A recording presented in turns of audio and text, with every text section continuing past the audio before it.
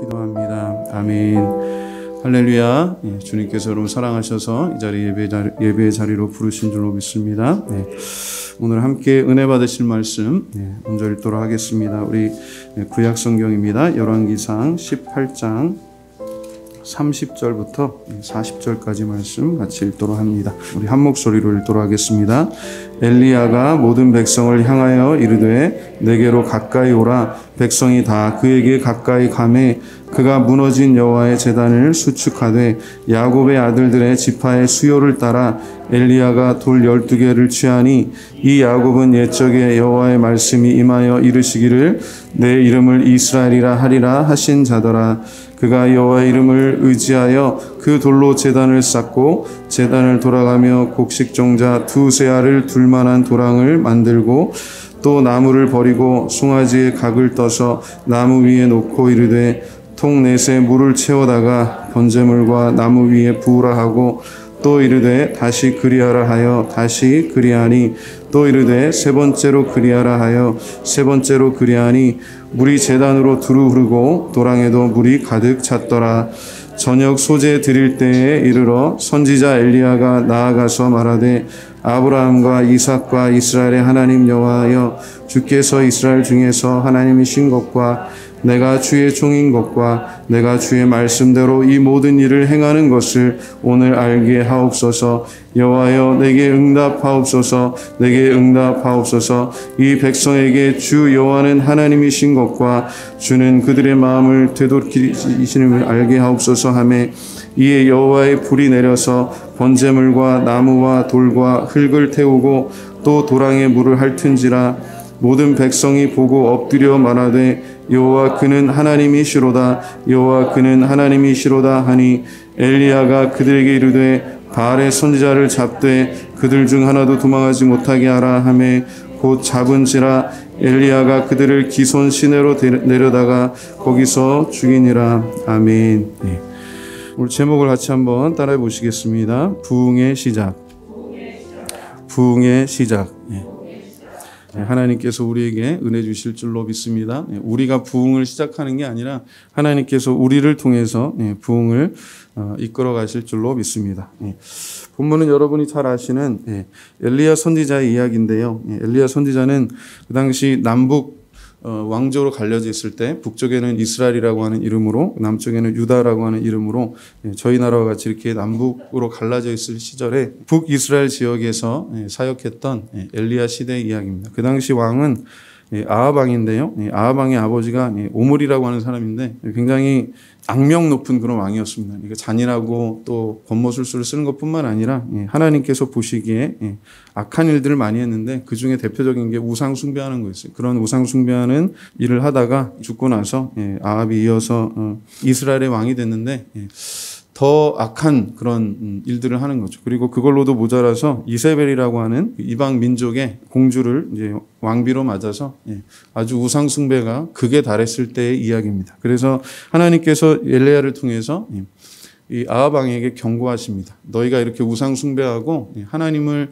섬기지 않기 때문에 하나님께서 이스라엘을 심판하시는데 회개하고 돌아오라라고 하는 경고입니다. 그래서 3년 동안 비가 한 방울도 내리지 않을 것이다라고 그렇게 경고하십니다. 그리고 나서 실제로 거의 3년 6개월인가 아마 그런 시간이 흘렀을 겁니다. 그런 3년 넘는 시간 동안에 비가 내리지 않다 보니까 굉장히 가물고 생존 자체가 어렵게 됐죠. 그런 상황 속에서 지금 다시 하나님의 말씀이 임하셔서 엘리야를 통해서 이스라엘을 회복하시는 그런 과정 속에서 이 말씀을 우리에게 주셨습니다. 자, 21절로 한번 돌아가서 좀 볼 텐데요. 왜 하나님께서 엘리야를 통해서 특별한 자리를 마련하셨는가를 보여줍니다. 엘리야가 모든 백성에게 가까이 나아가 이르되 너희가 어느 때까지 둘 사이에서 머뭇머뭇하려느냐.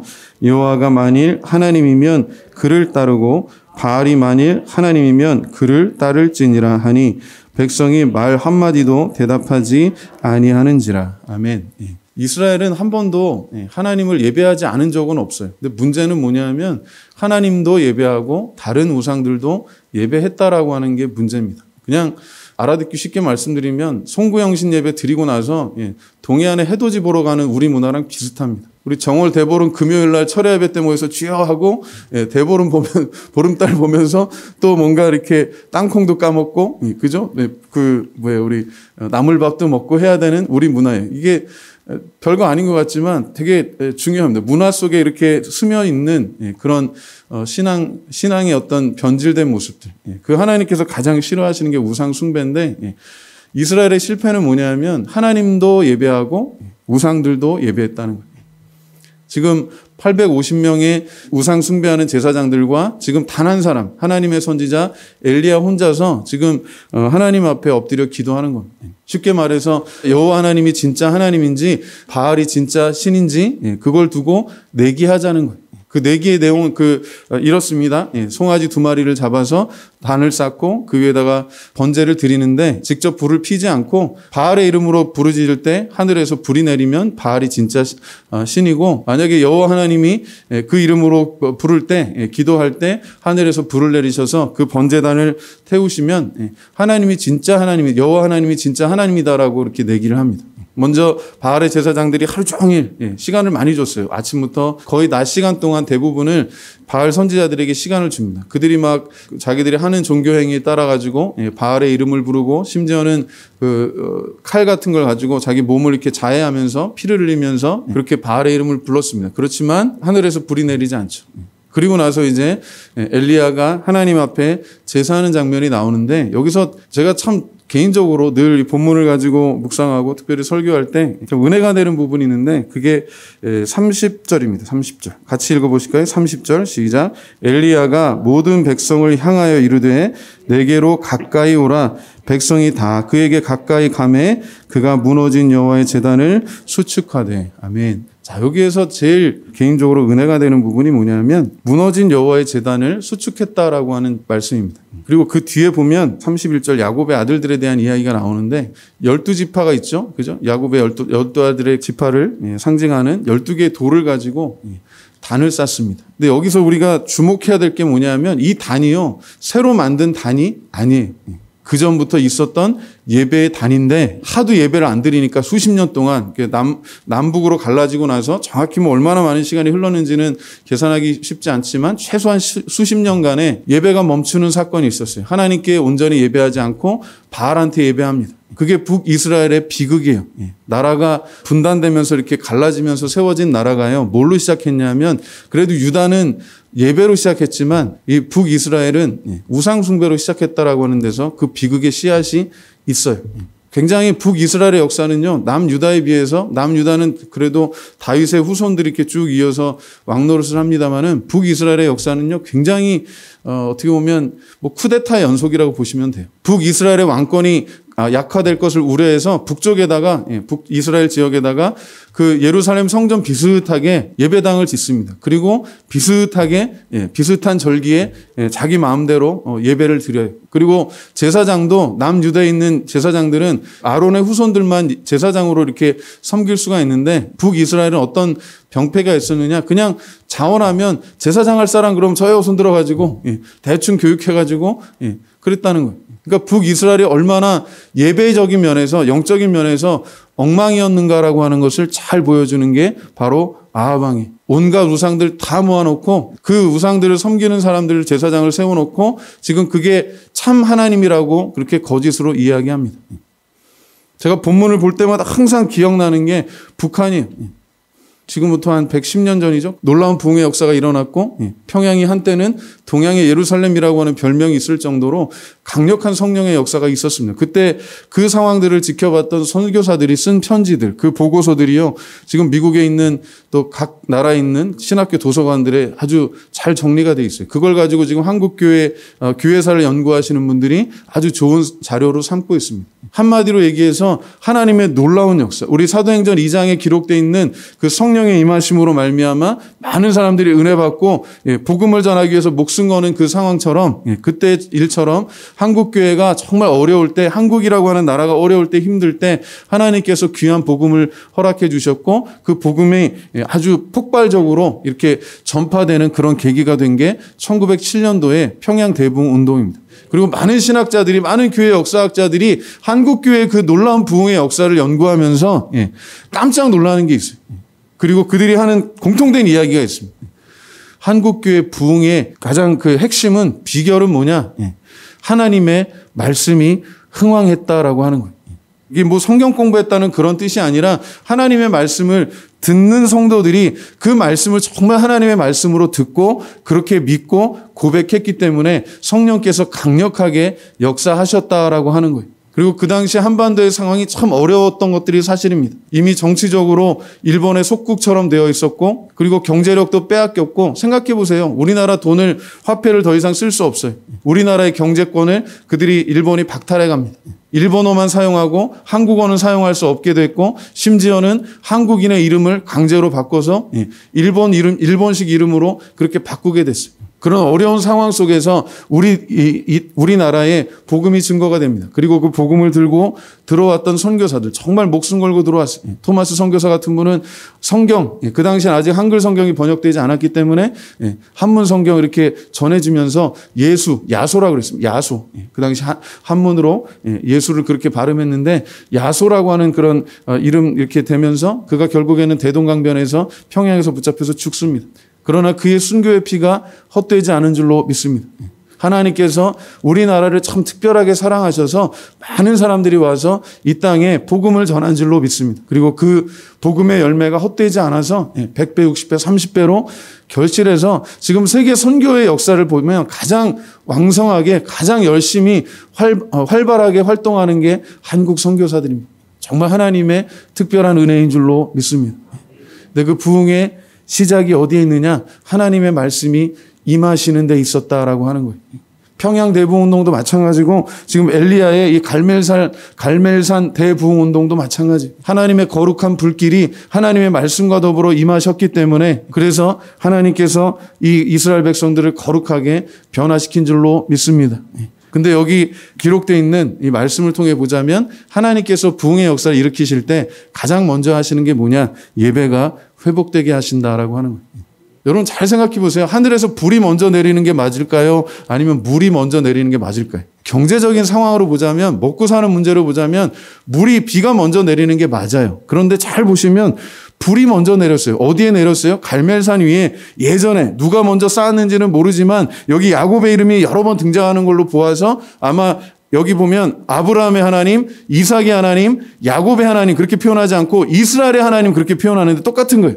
언약의 하나님께서 그들을 잊지 않고 그 후손들에게 하신 약속을 잊지 않고 그들을 기억하고 그들에게 회복의 기회를 주시기 위해서 예배를 회복하신다라고 하는 거예요. 그래서 하늘의 불길이 먼저 필요했어요. 하나님의 불길은요, 거룩함을 뜻합니다. 그리고 온전한 예배, 그리고 이 번제는 정말 아무것도 없이 우리가 제사장들이 이렇게 나눠서 먹거나 그런 거 전혀 없어요. 그냥 온전하게 하나님께 드리는 그런 완전한 예배로 드리는 거예요. 그렇게 완전한 예배로 드린 게 또 한 번 있는데 그게 하나님의 아들 예수 그리스도입니다. 십자가에서 유월절의 어린 양, 우리의 죄를 지고 가는 하나님의 어린 양. 세례 요한이 요한복음에 보면 특별히 뭐라고 얘기해요? 세상 죄를 지고 가는, 우리의 죄를 지고 가는 하나님의 어린 양이라고 표현합니다. 저와 여러분의 죄를 예수님께서 2000년 전에 단번에 영원히 감당하신 줄로 믿습니다. 우리는 부족한 게 많아요. 연약한 게 많아요. 일주일 사이에도 얼마나 하나님 앞에 범죄하고 하나님께서 주신 귀한 관계들을 감사하지 않고 사랑하지 않고 기뻐하지 않았던 것 다 하나님 기뻐하시지 않는 죄입니다. 하나님을 사랑하지 않은 그런 증거입니다. 우리가 정죄하고 판단하기 참 쉬워요. 나는 여기 지금 예배하고 있으니까 나는 이 시간 하나님 앞에 예배하니까 나는 거룩하고 그렇지 않은 사람들 정죄하고 판단하기 쉽지만 그건 하나님께 맡길 문제. 예수님의 비유처럼 우리가 알 수 있지만 바리새인하고 세리하고 기도할 때 바리새인은 자기 자랑이 있어요. 그건 기도가 아닙니다. 잘 들어보면요. 그거는 기도가 아니라 자기 자랑이에요. 근데 세리는 뭐라 그랬어요? 자기 가슴을 치면서 하나님 저는 죄인입니다. 그냥 눈물만 뚝뚝뚝 흘리는 거예요. 정말 하나님 앞에 서는 사람은 하나님의 은혜를 힘입은 사람은 남들 걱정할 게 없어요. 하나님의 긍휼이 필요한 줄로 믿습니다. 그래서 우리가 감사하고 그래서 우리가 사랑하는 거예요. 그러나 아직 주님을 알지 못하는 사람들이 있기 때문에 왜 주님을 알지 못해요? 예수 그리스도에 대한 복음을 아직 듣지 못한 사람이 있기 때문에. 왜 그러면 그리스도에 대한 복음을 듣지 못한 사람들이 많아요? 우리가 그들에게 가까이 가서 여기에 보면 중요한 게 하나가 더 있는데 엘리야가요 이스라엘 사람들에게 얘기할 때 가까이 오라고 이야기합니다. 하나님께 가까이 오도록 인도하는 역할이 성도의 역할이라고 생각해요. 우리 성도들을 통해서 믿지 않는 사람들이 하나님께 가까이 올 수 있는 기회가 더 많아지기를 주님의 이름으로 축원합니다. 우리의 생각이, 우리의 언어와 우리의 행실이 하나님께 영광이 되고 믿지 않는 자들에게 은혜가 되고 본이 되는 그런 거룩한 성도들 되기를 주님의 이름으로 축원합니다. 부흥의 출발점이 누구세요? 우리예요? 하나님이에요? 하나님이시죠. 하나님께서. 그리고 구원하시는 분이 누구세요? 하나님이세요. 지금까지 쭉 인내하고 기다리신 거예요. 그 예배의 단이 무너지고요. 거기 사람들이 모여서 번제 드리면서 정말 하나님께 감사하고 예배 드려야 되는데 거기 예배를 안 드리니까 어떤 일이 생겼어요. 이게 자연의 어떤 풍화작용 뭐 이런 거에 의해서 무너지고 뭐 들짐승들도 왔다 갔다 하면서 완전히 버려진 땅처럼 되었던 거예요. 지난 코로나 경험하면서 한 2년 가까운 시간이 이제 흐르면서 제가 개인적으로 느낀 게 그거예요. 우리가 코로나 핑계로 예배의 단이 무너지면 안 되겠다라고 하는 거예요. 코로나 핑계대고 이것저것 아무것도 안 하는데 잘 보세요. 그렇다고 우리가 정말 아무것도 안 하나. 정말 하나님 앞에 예배의 단이 무너져가고 있지 않는가. 사실 그게 개인적인 제 걱정이었어요. 본문을 묵상하면서 같이 은혜 받는 건 그래요. 그럼에도 불구하고 하나님께서 일으키시고 세우시는 줄로 믿습니다. 하나님께서 하늘에서 거룩한 불길을 내려주셔서 이 땅을 깨끗게 하실 줄로 믿습니다. 우리 자신부터 깨끗게 될 줄로 믿습니다. 우리의 성령의 거룩한 불길을 우리 심령이 하나님의 은혜로 거룩해지는, 깨끗해지는, 정결해지는 그런 은혜가 있기를 주님의 이름으로 축원합니다. 그리고 나서 예배의 단과 더불어서 지금 하나님의 비가 내리는 데가 예배의 단이 아니라 어디예요? 이스라엘의 온 땅에 하나님의 단비가 내려요. 이게 상징하는 게 저는 크다고 봅니다. 순서가요. 물이 비가 먼저 내리지 않고 하늘에서 번제단에 불길이 내린 것, 우리를 거룩하게 하는 이 예배의 회복이 있고 나서 하나님의 말씀이 임하고 예수 그리스도의 복음이 회복되는 것을 통해서 우리 삶의 모든 영역들에 하나님의 축복이 골고루 임하게 되는 줄로 믿습니다. 이게 거꾸로 되면요. 절대로 예배가 회복되지 않아요. 하나님이 복 주시니까 등 따시고 배부르니까 결국은 그래서 이스라엘 망했거든요. 근데 하나님이 그걸 기억시키시는 거예요.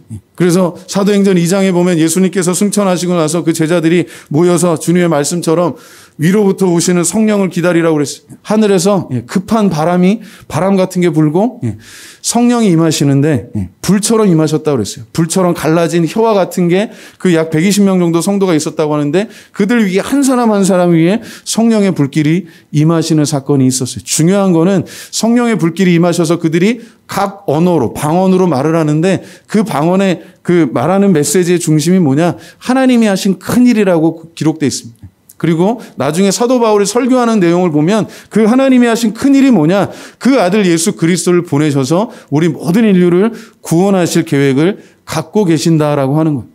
그 은혜 가운데 우리가 포함되어 있는 줄로 믿습니다. 제가 몇 년 전에 요맘때에 네팔에 가서 이렇게 선교여행을 2번을 다녀온 적이 있는데 이 선교를 통해서 제가 뭐 가서 전하는 게 아니라 그냥 거기 가서 은혜를 받고 와요. 그 네팔의 성도들 보면서 그렇게 어려운 상황에서도 어려운 환경에서도 저는 전기가 이렇게 충분히 공급되지 않는 그런 상황을 어려서부터 지금까지 그렇게 서울에서 자랐기 때문에 그렇게 경험해 본 적이 없어요. 근데 전기가 이렇게 충분하지 않기 때문에 돌아가면서 이렇게 꺼지고 켜지고 하는 그 몇 시간씩 단전이 됐다가 또 몇 시간씩 들어오고 그게 반복되기 때문에 이 공공시설 같은 데는 아예 발전기, 자가 발전기를 따로 둬요. 그런 곳에서 제가 처음으로 진짜 민속촌 가면 이렇게 오두막집 같은 데 있죠. 쌀이비 같은 데로 쭉 돼 있는 그런 데서 성도들이 모여서 기도하는데 거기 전기가 안 들어와요. 이런 그냥 왜 그 전구 같은 거 있죠. 그 후레쉬 같은 거 몇 개 켜놓고 거기서 예배 드리는데 정말 은혜 받았어요. 제가 회개했어요. 야, 우리는 이렇게 막 불을 켜놓고 이 대낮에도 이렇게 불을 그죠? 켜놓고 이렇게 예배 드려도 그거에 이렇게 평소에 감사하지 못했는데 그 오두막집 다 허물어지는 것 같은 오두막집이 진짜 민속촌에 나오는 그 초가집 있죠. 그런 마당에 쌀이비로 이렇게 쌀이로 만든 그 울타리 같은데 그런데 한 200~300명 꽉 차가지고 거기서 찬양하고 거기서 말씀 듣고 거기서 기도하고 거기서 성도들 끝나고 이렇게 교제하는데 말씀드렸죠. 그 쌀티밥 같은 데다가 묽은 카레 같은 거 하나 먹으면서 그렇게 감사하고 그렇게 기뻐하는데 제가 큰 도전을 받았어요. 그 네팔 지역의 목사님들하고 같이 이렇게 교제하기 위해서 제가 미리 그 고팔 목사님한테 부탁을 드렸어요. 우리 현지 목사님들 좀 같이 이렇게 만나서 저도 목회자고 그분들도 목회자들끼리 그런 게 있잖아요. 그래서 좀 그분들 만나서 교제하고 싶다. 또 좀 위로할 수 있으면 위로하고 싶다 그랬는데 목사님들이 한 20명 정도 가까이 오셨어요. 근데 얘기 들어보니까 그냥 뭐 근처에서 오신 게 아니라 산 넘고 물 건너서 진짜 그 히말라야 산맥이요. 평균 뭐 3,000에서 4,000m 정도 우습습니다. 에베레스트가 뭐 한 8,000m 넘잖아요. 그러니까 고산 지역에 사는데 그분들이 이 카트만두 쪽으로 내려오시려면 최소한 3일에서 4일 정도를 오시는 거예요. 뭐 걸어서 오기도 하고 버스를 몇 번을 타고 이렇게 오는데 그분들 호텔에 딱 도착했는데 제가 진짜 거짓말 안 하고 우리나라 노숙자보다도 더 꾀죄죄했어요. 깜짝 놀랐어요. 근데 얘기를 들으니까 이해가 돼요. 저분들이 그 비포장 도로를 3박 4일을 걸어서 오고 그 버스를 타고서 몇 시간씩 이렇게 오고 거기 진짜 목숨 걸고 오는데요. 그렇게 한번 보기 위해서 1박 2일 그렇게 저랑 같이 만나기 위해서 그렇게 오셨다는 거예요. 그분들이 하시는 말씀이 문자리 그 호텔이요. 우리가 생각하는 한국의 호텔 생각하시면 절대로 안 되고 옛날 여인숙 같은데 아주 그냥 허름한데 물은 나와요. 다행히 안에 물도 나오고 화장실도 있는데 근데 그 목사님들이요 너무 좋아하시는 거예요. 이야 이게 몇 달 만에 목욕을 하냐는 그분들은. 왜? 물이 너무 귀하기 때문에 물이 귀한 게 물이 없어서 귀한 게 아니라요.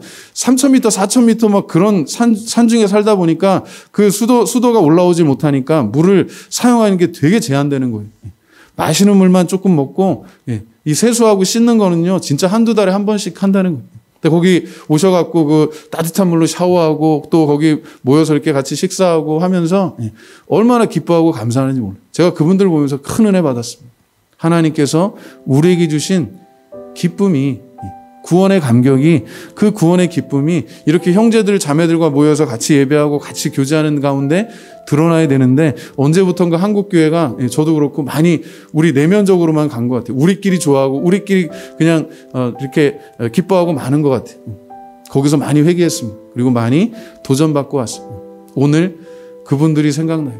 며칠씩을 예전에 우리 교회 한국교회 모습이 그랬다면 선교사들이 기록한 그 기록들에 보면 그 부흥에 참석하기 위해서요 쌀을 짊어지고 먹을 거 짊어지고 왜 거기 교회에서 먹고 자고 해야 되니까 예배 드리고 예배 끝나면 그냥 끝나는 게 아니라 방방곡곡 그 가가호호 가면서 전도하고 또 모여서 기도하고 자기들 은혜 받은 거 간증하고 그렇게 하루 종일 시간이 그렇게 가는 줄도 모르고 그렇게 몇 날 며칠을 부흥에 참석하고 그렇게 해도 기뻤다는 거예요. 근데 어느 시점부터 우리가 너무 등 따숩고 배불러졌어요. 1시간 예배하는 것도 막 힘들고 뭐 이렇게 하나님 앞에 이렇게 성경 말씀 보는 것도 인색하고 예배하는 것도 인색하고 하나님 앞에 헌신하는 것도 인색하고 물질적인 것뿐만 아니라 하나님 앞에 드리는 것 자체 내 삶을 그 드리는 것 자체에서 인색해진 것들이 참 많아요. 오늘 그런 부분들이 회복되고 하나님 앞에 돌이켜지는 그런 은혜가 있기를 바랍니다. 오늘 본문 말씀 읽고 이제 맺습니다. 자, 부흥의 출발점이 어디냐? 여기 있습니다. 우리 37절 여호와여 내게 응답하소서 내게 응답하옵소서 이 백성에게 주 여호와는 하나님이신 것과 주는 그들의 마음을 되돌이키심을 알게 하옵소서 하매 아멘. 자, 하나님이 하시는 부흥의 역사가 뭐냐 하면 하나님의 능력을 보여주시는 것도 있지만 그 가장 큰 능력이 어디 있어요? 예수 그리스도 안에서 우리의 마음을 하나님께로 돌이키시는 거예요. 그게 회개의 본질입니다. 제가 아까 기도하면서도 그랬지만 예배의 기쁨과 경쟁하는 또 다른 기쁨들이 너무나도 많아요. 그렇죠. 우리나라 기쁜 것들이 많죠. 놀고 먹고 할 게 너무 많아요. 아하방 시대에 그랬고 이스라엘 시대가 그랬고 그리고 망하고 나서 예수님 시대에도 그랬고 예배드림의 기쁨보다 더 기쁜 것들이 너무나도 많아서 그런 것들에 유혹받고 그런 것들에 넘어지고 그런 것들에 미혹되고 해서 우리가 하나님 앞에 범죄합니다. 꼭 뭐 살인하고 간음하고 그런 것만이 범죄가 아니라 하나님도 예배하고 또 보름달 보고 소원을 빌고 뭔지 그래야 될 것 같고 그죠? 뭐 나물밥이라도 먹어야 될 것 같고 그런 습관들 문화에 젖어 있는 그런 습관들로부터 예수의 피로 자유하기를 주님의 이름으로 축원합니다.